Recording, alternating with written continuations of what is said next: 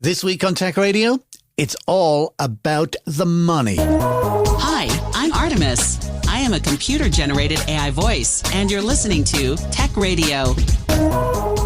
Every week online and on air with RT Radio, we bring you the latest in tech from Ireland and across the world. Thank you for joining us for episode 1088, looking as always at the 7 biggest stories of the week, including what we think of the tech side of this week's budget and the AI bubble everyone knows, allegedly, is going to burst. Then later on, we're going to be chatting about our attitudes to work and tech with National Technology Officer for Ireland at Microsoft, Kieran McCorry. This is Tech Radio with Dusty Rhodes and Niall Kitson. I'm Dusty. Joining me as always, our editor-in-chief, Niall Kitson. The budget. Bit of a damp squid. You know, my summary of the budget this week is that all of the capitalist builders are getting loads of tax breaks and I ain't. Well, that's an interesting way to describe it, because is it damp squib or damp squid? Oh, I don't know. Let's talk tech in the budget. Let's talk tech. Let's talk tech. All right. Now, there was an R&D thing that a lot of people were talking about, because research and development, I mean, you can't get any more tech than that. Do we have any good news? We do indeed have good news about a change to the R&D tax credit. There was a lot of concern from the venture capital sector, or rather, there was concern from the Irish Venture Capital Association, which is, you know, the organization that represents venture capitalists. And there was concern at a declining number of deals involving VC money, in particular large deals. So this was sort of putting a squeeze on startups and new businesses trying to develop their products. So there has been an extension of the R&D tax credit from the government from 30 to 35%. So that's not to be sniffed at. If you're a company dealing in the hundreds of thousands or millions, that's a significant saving. So that's something that has been welcomed by the IVCA. Also, Digital Business Ireland dipped in as well. Now, they're a body that represents 8,500 businesses, but not specifically technology businesses. Mm-hmm. So if you're a shop and you happen to have a website, that's kind of the level they pitch to. If you're a company that's trying to get the most out of technology. And they picked out a couple of things as well that they were very positive about. One of which was 1.4 million allocated to the establishment of a national AI office, which sounds like a fantastic idea. You're a company, you want to know how to implement AI. You can't afford a consultant to come in and tell you how to do it from a tools or a policy perspective. All of a sudden, well, not all of a sudden, I mean, these things take time, but, you know, I think their vision is you will have an office that you can, you know, come to and say, you know, I'm a small business. I want to integrate AI into my operations. Please help. So that's a fantastic idea.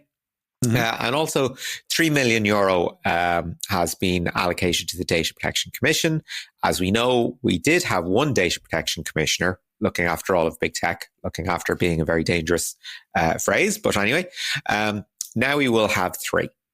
And this kind of leads into our second story of the day quite nicely. Yeah, really, because we had been talking only a number of weeks ago about Niamh Sweeney. She was appointed as the 3rd Data Protection Commissioner, and the problem was that she used to work for social media, and, you know, kind of it was the case of, you know, has the, was it poacher turned gatekeeper? Poacher turned gatekeeper was the expression you used. Yeah. Okay, we have hit, I'm going to call it a snag, and I'm going to look at it as a procedural issue or procedural error. Okay, so here's what happened. By the way, Niamh Sweeney is due to take office on the 13th of October. So if something is going to be done about this, it better be done quickly.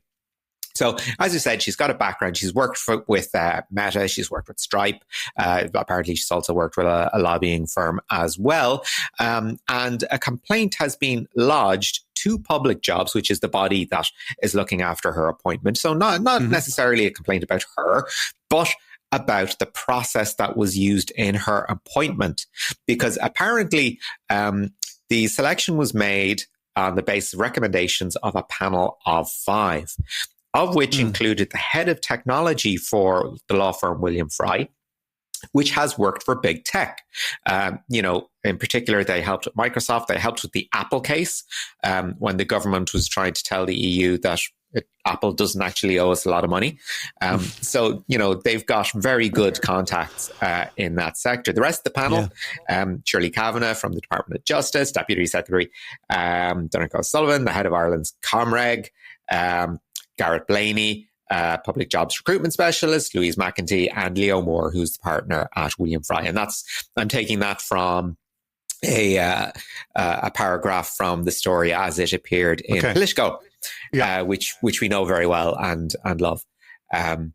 So this is kind of where it is. I mean, Max Schrems, eternal defender of the consumer and privacy, at the time called the appointment of Niamh Sweeney Ireland kissing US big tech's backside and leaving it to regulate itself. I like people who just say it as they see it. Say it as they see it. And you have to look at it from a procedural perspective. This is not a good look. To have somebody on the selection committee of a sector for which the person will be regulating, are they thinking in the back of their head, would a potential member of a panel be thinking, well, yeah, I know this happens. I know that happens. But would somebody commercially minded perhaps think, oh, well, we're looking after these guys at the moment. Maybe I shouldn't be on this panel. I don't know, Dusty. It sounds like a difficult conflict of interest to resolve. It is. And you know what? And it sounds like they're not going in and saying this is a conflict of interest or whatever. They're doing what they did with Al Capone. Okay. So everybody knew that Al Capone was a gangster. All right. But they got him on tax evasion. All right. Got him on taxes. Do you know what I mean? And the same thing has happened just in the last week or two with Ireland's most famous landlord, Jim Gavin. They got him on the rent. There you go. So, it's interesting. So that's a story we'll keep an eye on the website, techcentral.ie. News on your browser this week. Google is starting to roll out AI search in Ireland. Yeah. So you will... Go on, tell me what this looks like. Well, it means that there'll be a new tab on the search results page, all right, with AI answers. You'll be able to ask questions. The questions will be multimodal, so you'll be text if you're on a computer, but if you're on your phone, you'll be able to ask questions by voice, or you'll be able to point your camera at something and say, tell me more about this, all through your browser. There's a lot of people in marketing giving out about this because they're saying that, because the way that it worked before, right, was you would put in a question into Google and then you get a whole list of websites and then you go and visit the websites. Okay. Yeah. So, and many of them will be companies selling a service or whatever. Okay. The problem now with Google's new AI search is that it gives you the answer. You don't have to go to any website. Yeah. And people who own websites and are trying to get information across, they kind of go, well, hang on a minute. They're stealing our information. They're giving the answer to the person. We don't even get mentioned. Google say, what a load of poppycock. Now, they didn't say that you can kiss our tech backside. They weren't quite so forward with that. But they did say that they thought that AI overviews were driving better traffic to websites. And I agree. I agree with them. Okay. But the problem is that it's driving less traffic to websites. Very true. Marketing people are obsessed with numbers and the numbers have to be bigger. Okay. So if you were to say to a marketing person, do you want 10 people who are actually going to buy from you, or do you want to be seen by 1,000 people? And they'll go, 1,000 people. Well, this is a discussion that we have as a publisher about metrics, because, it is lovely seeing giant reader numbers, but we know how big our sector actually is. Yeah. So, we at one point had a massive readership in India. Nobody in India is ever going to spend money supporting our work. Sorry, but it's just not happening.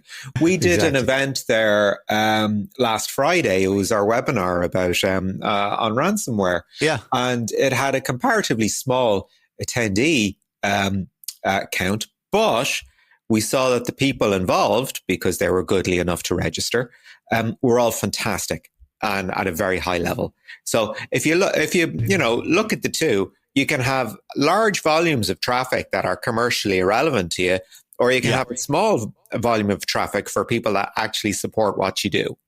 I think what's happening in the world today in general is that we are now getting quality over quantity. I think so. Almost in everything except Netflix, where it's definitely quantity over quality. Well, yeah. Anyway, that's Google and AI search being rolled out in Ireland, so keep an eye on it if you're using the Chrome browser. But that leads me into what I actually wanted to talk to you about, which is the big question that's going around this week is, are we in an AI bubble? Okay, the short answer is yes. This is a wonderful article I found on Latitude Media, and it ties into a discussion I've heard on other podcasts as well on the same subject. And it's like, okay, we seem to have a very small number of companies selling to each other, but, you know, where's the money coming from? Like, is this all debt? Is this all accumulating debt? Or, you know, is there revenue, you know, at the end of this rainbow? So, there's a top 8 signs that AI is indeed a bubble. Sorry, 7, right? Because, you know, 3s, 5s, and 7s are very important. Well, numbers. 7s are great, yeah. Yep. Okay. So let me bounce these off you, Dusty. We've been covering AI for a while. So point number 1, how big is the role of debt in the market? And are the debt structures increasingly complex? Oh, huge. And yes. Huge and yes. All you need to do is look as far as the Stargate initiative in the States. Elon Musk says it can't be done. The number of data centers you need, the amount of compute, the amount of storage, you can't deliver that, right? However, OpenAI and Oracle are the partners involved. So that's point number 1. Yeah, tick. Number 2, are vendors financing their customers' deployments? Oh, of course they are. Yeah. It reminds me of the Real Audio Networks 100 years ago when we were first starting to do audio online, and Real Audio was the one. And basically, and like Google have done since, they give the user the software for free, like your Chrome browser, and then they charge people who are using it financially or are getting a benefit out of it. Absolutely. That's absolutely what's happening. I mean, the fact that you can sign up for so many different AI services and it's free. For basic use, it's free. There is no money changing hands here. And it's a very small number of companies selling to each other on paper. So, number 3, is there a widespread call for deregulation? Please. I mean, what have we been talking about earlier? Exactly. You know, next. Will you leave us alone? Okay, next up. Are we seeing IPOs from companies with no product, no revenue, or much more than artist renderings? Oh my God, hundreds of them every day. Everybody seems to have a product. Everybody seems to have a wonderful idea. Without going too much into detail, I think there's a particularly good example, and Fermi, I think, is one. But anyway, we'll not go too far down that rabbit hole. Short answer is yes. Okay, here's a funny one. Number 5 is Masayoshi Son from SoftBank investing in sky-high valuations. So you remember what happened with SoftBank. I mean, their last disaster was WeWork. If you remember, they ended up in the hole for billions on that. They just seem to be, I mean, this man just seems to love shiny objects and has an awful lot of money. As Latitude says, why, yes, he is. And if it's a leading indicator of a bubble, since he's been party to each of them for the last 30 years. Yeah. Go on. What else have we got? Picking winners. What else we got on the list? Okay. Are there accounting scandals? Oh, now I have a terrible memory. I have a terrible memory for these things, but there must be. I don't remember. I don't remember seeing any in the very recent past. So look, let's put a pin in that and say not now. But let's say that pin, right? We don't know, but we do know that they exist. We just haven't found them yet. We just haven't found them yet. I think that'll be a fairly certain bet. All right, okay. Yeah, go on. And is this the last item on the list? Last item on the list. Is the infrastructure overbuilt or well ahead of customers and revenues? I actually take issue with this. I think we are underserved by infrastructure, particularly in Ireland, where we have limits on data centers for the good of the country. So I think we're not quite there yet. So I don't think all of the conditions have been met to see if we're a bubble. But the point that we are seeing a small number of companies selling to the same companies, it certainly does inflate their value. And look, short answer is yes, everybody thinks it is. Yeah. Even Sam Altman has come out and said it is. Jeff Bezos said it is. We're just waiting for the other shoe to drop. Anyway. It is absolutely going to happen. However, all right, now, because both of you and I are in the media and we love to, kind of stir it up a little bit to get clicks and views and stuff like that. On the other side, it has to be said, well, what if the bubble does burst? All right. And I'm not particularly concerned about that, okay? Because I think a lot of the main players know that it's going to burst, and I think what they're going to do is they'll kind of go, they're ready for it. If it does burst, well then how much is that going to deflate in value? Is it going to go down by kind of 10%, 20%? I mean, the stock market drops by 5% and they call it a disaster. It's plummeting. Do you know what I mean? The world is ending. It's down 5%. It'll recover. If it goes down 20%, that's bad. 30% is unusual, and 40% is like, whoa, that hasn't happened in 100 years. Well, and look at what happened in the last sort of two big crashes that we had with the banking crisis. It was based on people not being able to pay their mortgages because they were given mortgages they shouldn't have been. In the dot-com crash, it was literally the money dried up. There was no more investment cash around, and a lot of companies went under.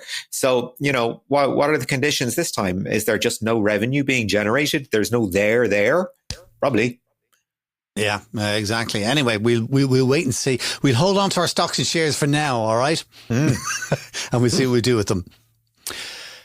In other news this week, oh my God, I can't even believe this because it's in such bad taste, but Robin Williams' daughter has actually had to ask people to stop doing something which I find very disturbing. Yeah, these are called reanimations, basically deep fake videos of The Departed. People were creating videos of Robin Williams and sending them to Zelda. I mean, who thinks, who benefits from this? What is the point of this? It is completely tasteless. It's completely needless. And, I fail to see the point of it. But Zelda Williams had a really interesting point that I'd just like to pluck out of it. In talking to The Guardian, she said, stop calling it the future. AI is just about recycling and regurgitating the past to be consumed. Oh, that's a very interesting take. I wouldn't agree with it. Much like Hollywood. Boom. Yeah, there you go. How true. Back to the Future 17. Yeah. Not that we're going to see that. But it is interesting. What I find disturbing about the story is not the fact that there's deep fakes of Robin Williams and that he's doing, because in a lot of science fiction that we watch, these things would not be uncommon, or being able to have a recreation of somebody hundreds of millions of light years away. Do you know what I mean? So I can see the use of having that, but it's the fact that they are recreating her dad and sending it to her. And I mean, if they're doing that, God knows what they're getting the dad to say. Well, look, I mean, we have seen various uses of AI from, girlfriends all the way up to what they call grief bots, where somebody copies somebody's, mannerisms and way of speaking, that sort of thing. And you can have a conversation just by chatting, like with a regular chat bot, just, if you're having trouble sort of managing your grieving process. I think it's pretty unhealthy. At what point do you stop? There's no point to these. It's just created for somebody's own edification. They do it for clout. There's certainly no money involved in it. But it does raise the case, And I found this, and I'd like your take on it, is the case of Christopher Pelkey, who was young man killed in a road rage incident in the States.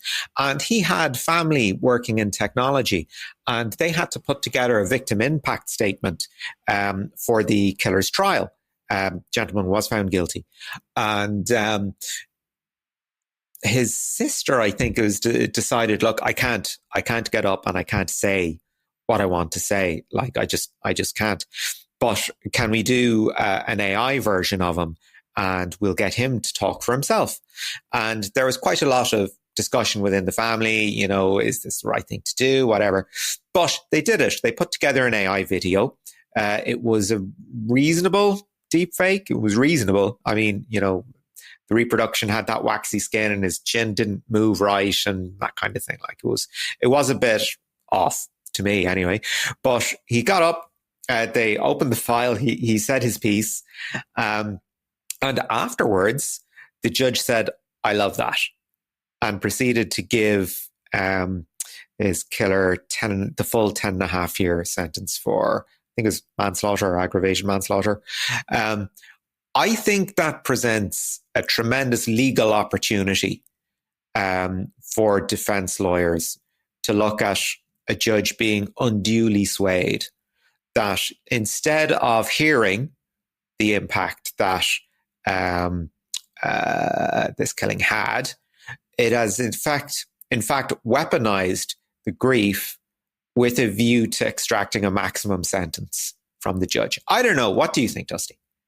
I think that, yes, that may be the case in that, because you have that, it's like everything else that happens for the first time. So it was kind of a great idea to have a deep fake deliver the victim impact statement. But at the same time, the reality is it wasn't the victim actually giving a statement, because he was dead. All right. It was the victim's family should have made that statement. But the fact that they did it, I think, was interesting. But I don't think you could have those kind of things in a courtroom like ever again. I think that was an exception. Listen, when it comes to courts and the law and stuff like that, you've got the law and then you've got how the law is interpreted. And judges are not infallible, all right? And how they interpret, this is why we have, you know, kind of somebody wins a case and then somebody else challenges then after that, or whatever. Can't think of the phrase in my head.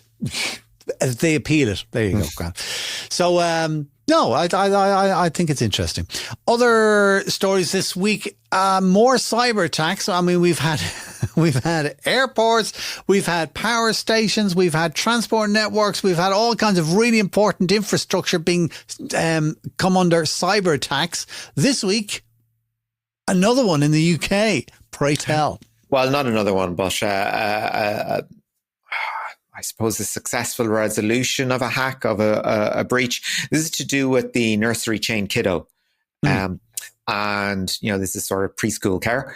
And what had happened was that the data of children was dumped online as part of an extortion scam. So it was actually names, dates of birth, birthplaces, then the personal details of parents, grandparents, guardians, including addresses and phone numbers. So this was a breach that was carried out on Kiddo's billing, staffing and reporting software system. And 2 17-year-olds were arrested this week. Again, the most dangerous demographic in the world, bored 17-year-old men, boys, if you will. Yeah. They had been lambasted online. They were posing as they were using the name Radiant. So it's possible there's more than 2 out there, but 2 have been arrested so far. Apparently they said, "Oh, we're not asking for a lot of money. We just, you know, we deserve some compensation for our pen test." So no, you did not volunteer your services to look for penetration testing. You looked for a victim. You picked on kids. You did it for clout. People on hacker forums said, you can't do anything to do with kids. They proceeded to delete the information they had dumped. But for as long as it was in the public domain, at least on the dark web, somebody could have gotten it. We don't know. You see, And this is what's happening with privacy and ID and proving who you are. And in the UK, they're bringing in digital IDs. They're bringing in digital IDs in countries around the world. There was a big story on Discord as well, where there was another hack in there where they got a whole load of government IDs of people and stuff like that. It's like, who do you give your information to and who do you trust? Do you know what I mean? Like online, like anybody said that LinkedIn is a great one for me. All right. LinkedIn is like, oh, verify your profiles. So you say who you are. I'm like, oh, what's involved in that? Like, you know, send us your passport. And I'm like, why am I going to send LinkedIn my passport? So because I am who I am, I looked into it. And it turns out that LinkedIn go, oh, we don't handle your information at all. All right. It's all handled by another third party. So then you go to the other third party. All right. And then you look through their terms and conditions. They say that the information that you give them will be handled by another third party. It's like, hang on a minute. This is the most important piece of ID that I have, and who am I sharing it with? So no, I'm not verifying. You're sending it into a black hole, so you are. And that's what LinkedIn, which is a large, respectable website, professional, Microsoft backed the whole thing. Like, you know, how many other places are asking for give us your ID? Do you know what I mean? But I mean, this is all information that was reasonable to ask for. You know, and necessary. Yeah, you know, no. Most people who ask me for information about me online, I don't feel is reasonable. And I won't say an alter ego or anything like that online, but I never give out my address. I never give out my postcode. I never give out my true date of birth. Do you know what I mean? I just fill in a load of gobbledygook. And they accept it. But do you remember which website has which gobbledygook? It's not important. They never use it again. Do you know what I mean? So no, but I have the same thing in my head anyway. So like, you know, I have a different birthday that I use all the time. I have a different address that I use all the time. All that kind of stuff. Like, you know, it's like, no, it's mainly because where possible, I just leave it blank. You don't need to know. Do you know? So you don't live on Elm Street. Last story. And now I have a feeling with this last story that you think is a load of poop, and I think it's a really good idea. Jeff Bezos has been giving us his latest thoughts on data centers. What are they? Yeah, so somebody asked him, do you think you'll see data centers in space? And he said, well, maybe in 10 or 20 years' time, why not? And I sort of sat back thinking, that is absolutely ridiculous. And then I thought again, because I sent you the story and I was like, oh, here he goes. And in the way that rich men are allowed to do. And I was sort of thinking, okay, you need the thing powered. If you put it in space, you don't need an energy grid. All you need is solar panels to keep it running. Okay, we got that. We need coolant. Well, space is freezing. So there you go. Or it can also be incredibly hot. Yeah. So I don't know, Dusty. What are your thoughts on this? My thoughts are, why not? Jeff Bezos, once upon a time, was sitting there in the late 90s going, I wonder if we could use this internet thing to sell books and other stuff. Now look at what Amazon has begun. I think it's all happening already. Look at Starlink. Starlink is internet from space. Who would ever have thought that? And data centers, Microsoft has a number of them in the ocean. If you can put a data center in the ocean, you can put a data center in space. So your only real problem is connectivity. How am I going to get information up to that thing, and how am I going to get information back? And that is already being done with Starlink. All right. Yeah. So it's just a matter of, well, how do we make it bigger? Okay. That's what I think. Right. A couple of problems that come to mind. Oh, God. This is like talking to my wife. Go on. Okay. What happens if something goes wrong? It's not like you can, order something and it'll come over in 2 or 3 days. But that's a process. Yes, and it's built into it, and risk analysis and stuff like that. And that is just something you've got to deal with. It's the same as I say, if they're putting data centers on Antarctica or in the middle of the ocean, what if something goes wrong? And also you've got to remember that as we go on in time, trips into orbit will become way more regular. So there is actually an opportunity where somebody might be able to go up to that data center in space and fix it. Okay. Except not on a Tuesday afternoon, because they can't tell you whether it'll be morning or afternoon. Well, there would also have to be an incredible amount of redundancy and backups built in, because what happens if the orbit starts to degrade for whatever reason? Well, then that is data loss. That is quite spectacular, isn't it? Yeah. You just see a streak across the sky. What's that? Oh, that's your Gmail. That's all of it. Do you know what? I think a lot of people will be going, thank God for that. Probably. Done and gone.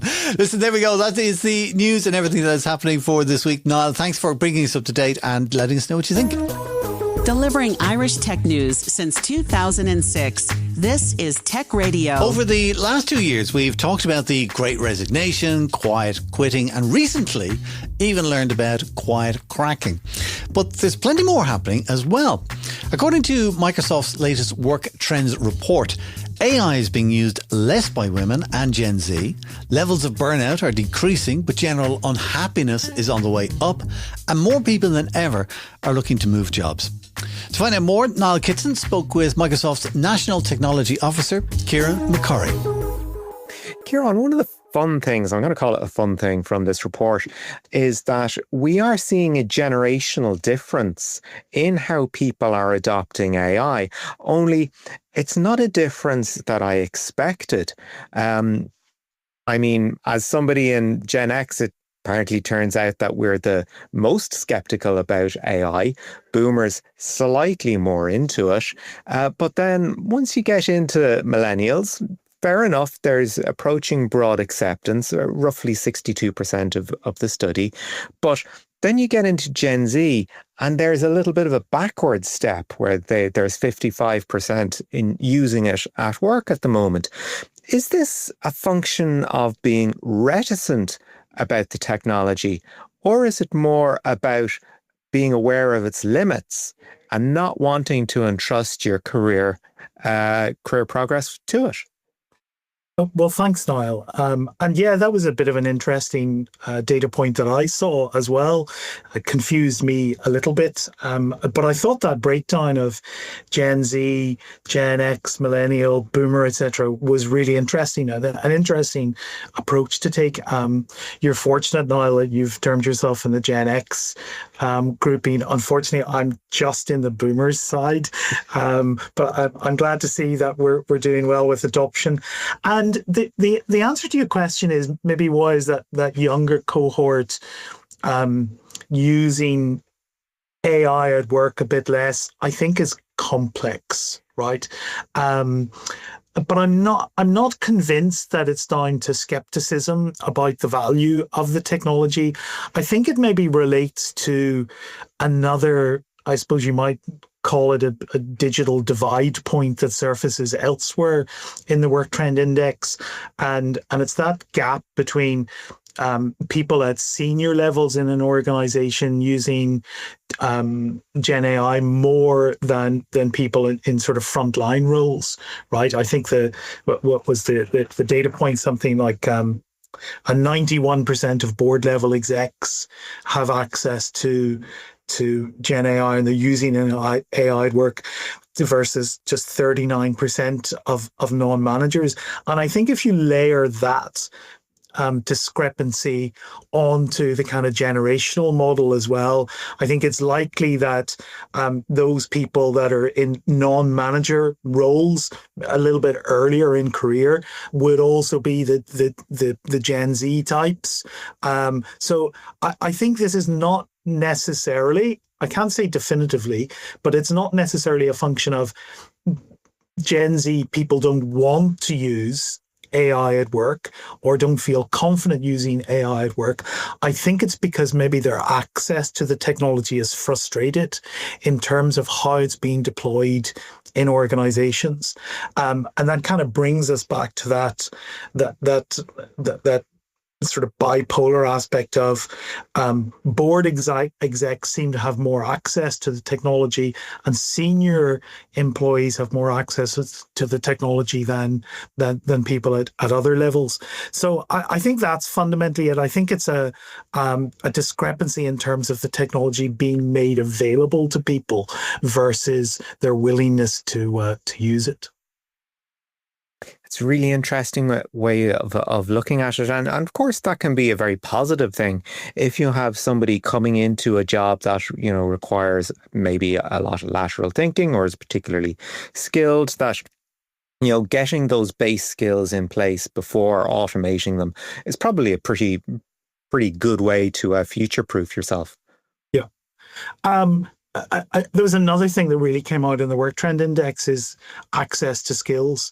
61% of employees are pretty much crying out for their employers to do more to upskill them in terms of allowing them to use the technology.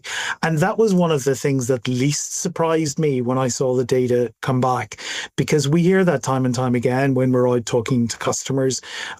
We hear it when we're out even looking at Ireland on the EU stage with respect to how Ireland compares to its other EU 27 counterparts. The access to skilling, the extent to which businesses are providing skilling opportunities around AI to their employees. Ireland is pretty much coming out at an average position compared to the rest of the EU, and a good bit of a leadership position, and actually a really good bit off the target set for 2030.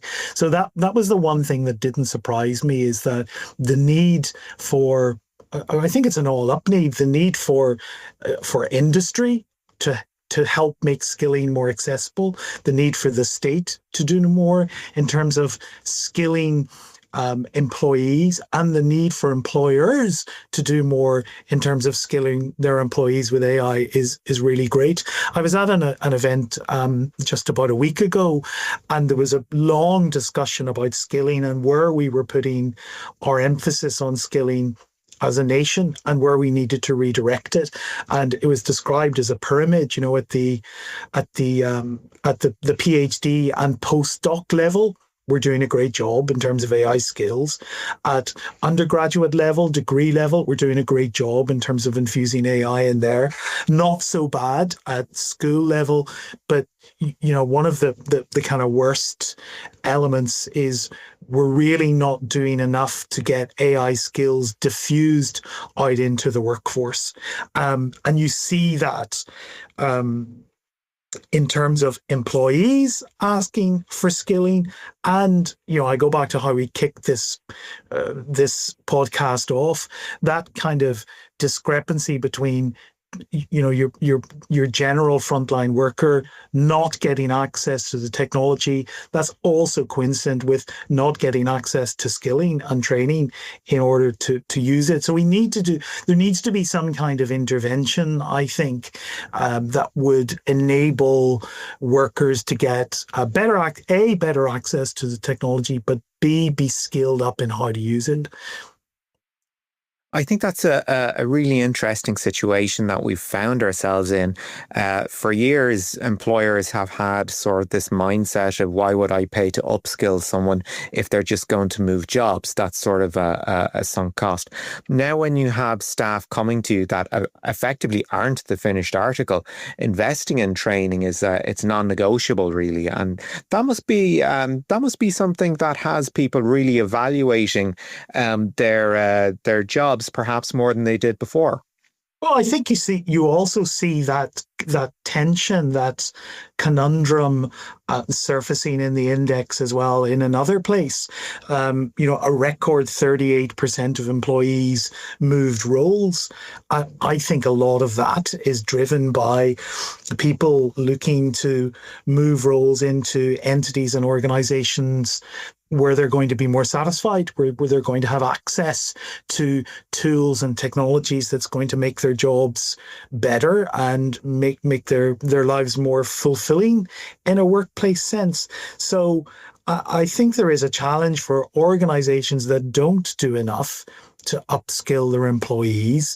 I think that the logical conclusion from that is that employees will take matters into their own hands and they will move somewhere else if they can, right? It's not just as simple as that. But I think, another thing that surfaced was this notion or this data point of employees looking for more flexibility in the way that they work. And historically, we used to look at that in terms of being able to work from home or work in the office, right? The kind of hybrid notion. I think that the right lens to look at that through now from an AI perspective is flexibility in terms of how to use technology to do your job. And there's this notion that surfaces, I think, in the index that is really about you don't have to attend every single meeting if you've got generative AI technologies, because you can rely on, say, Copilot, for example, to more or less attend the meeting on your behalf and then report back to you after the meeting. So we see people that are looking for that kind of flexibility in their job, and that flexibility comes with technology. So it is going to be a challenge for organizations. I mean, for ages we've been saying if organizations don't do enough to transform their businesses with AI, they're going to be left behind. Well, I think not only are they going to be left behind, but they're going to be left with fewer employees, because those employees are going to seek out the new opportunities and try to find environments where they're going to be more fulfilled. Another really interesting data point that I found was that people they're avoiding burnout, whether they're leaving jobs before they get burnt out or, they see the signs and are able to regulate or deal with their own behavior. However, people are apparently slightly more miserable in their jobs than before. How is this sort of management of well-being playing out? I mean, people are they're getting to a certain point and deciding, okay, now is the time to move jobs because I've been burnt out before. I know what it looks like, and I don't want that to happen to me again. Yeah, that's a tricky one, right? I mean, I think ultimately, if you look at the burnout, I'm delighted to see the burnout dropping to a 3-year low. I think that's great. I think that's employees being mature and grown up about how they operate in the workplace. I think it's also a great credit to employers that are facilitating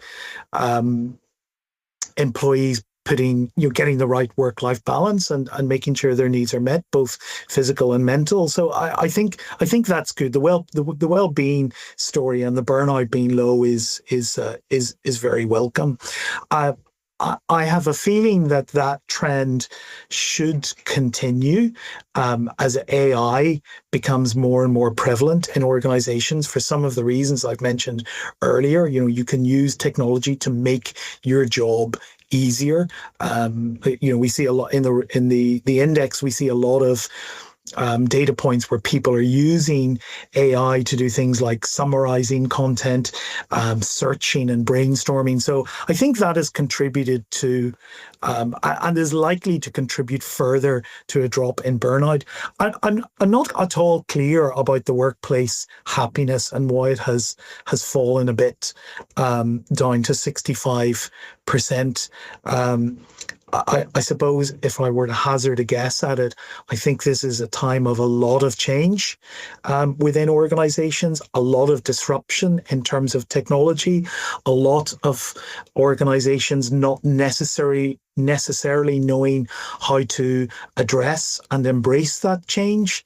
And I think that can translate into some degree of uncertainty or anxiety or indeed unhappiness for people in the workplace. And I think, that's also related to this imperative that I think businesses must recognize that they need to do more with respect to AI and how it's going to be used in their organizations, and how they can make it useful for their employees. And I think, when you put all those things together, I think there's a reasonable narrative there that explains some of those data points. But honestly, I think it's a difficult one to deconstruct.